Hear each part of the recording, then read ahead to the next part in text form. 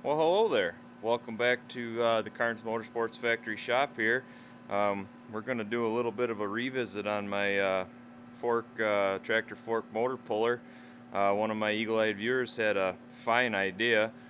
Um, we tend to practice the old safety third mantra here around the shop, but this man told me that safety is no accident, and I thought he had a fine idea. I'm not going to mention his name, but he knows who he is.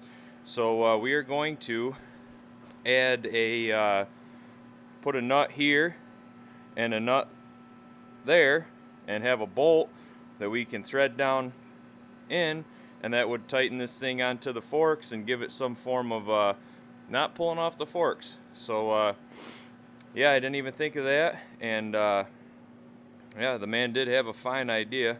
So we're going to do that, and then we're going to throw a little gusset on this little dangler here just because we can, and I can use all the welding practice I can get.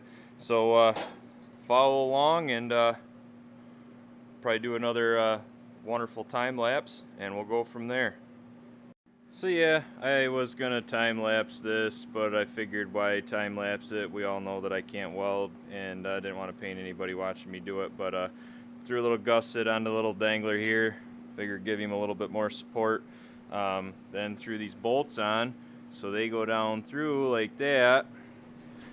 Welded a nut on the end there, so when I put it on the forks, I can snug them bolts down, and it won't go anywhere.